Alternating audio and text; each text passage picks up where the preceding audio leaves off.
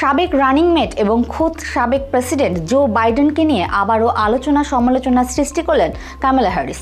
আমেরিকার ইতিহাসের সবচেয়ে কার্যকরী প্রেসিডেন্টদের নাম বলতে গিয়ে নিজের সাবেক প্রশাসনিক প্রধান জো বাইডেনের নামটি স্পষ্টভাবেই এড়িয়ে গেছেন তিনি।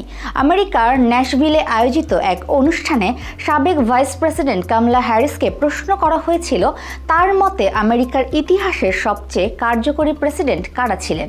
সেই প্রশ্নের জবাবে তিনি এক এক করে দেশের বেশ কয়েকজন ঐতিহাসিক ও সফল প্রেসিডেন্টের নাম উল্লেখ করলেও আশ্চর্যজনকভাবে বাদ পড়েন জো বাইডেন।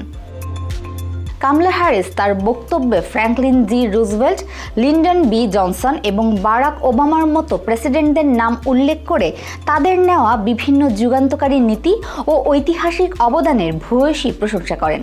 কিন্তু 4 বছর ধরে যার প্রশাসনের ভাইস প্রেসিডেন্ট হিসেবে তিনি দায়িত্ব পালন করেছেন এবং যার অধীনে বিভিন্ন নীতি বাস্তবায়ন করেছেন, সেই জো বাইডেনের কথা তিনি উল্লেখই করেননি।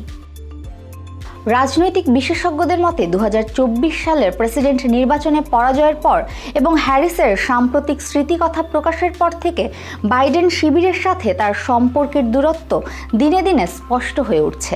এর আগে বেশ কিছু সাক্ষাৎকারেও বাইডেন প্রশাসনের কৌশল ও নির্বাচনী প্রচারণা নিয়ে দুজনের সম্পর্কের টানাপোড়েন প্রকাশ্যে এসেছিল।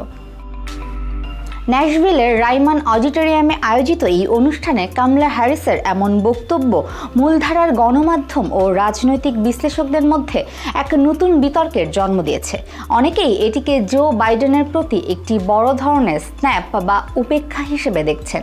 নির্বাচনী হারের ধাক্কা কাটিয়ে রাজনীতিতে নিজের স্বতন্ত্র ভাবমূর্তি গড়ে তোলার চেষ্টা করলেও বাইডেনকে এভাবে এড়িয়ে যাওয়ার ঘটনা ডেমোক্রেটিক পার্টির অভ্যন্তরীণ দ্বন্দ্ব ও দুই শীর্ষ নেতার মধ্যকার টানাপোড়েনকে নতুন করে উস্কে দিল।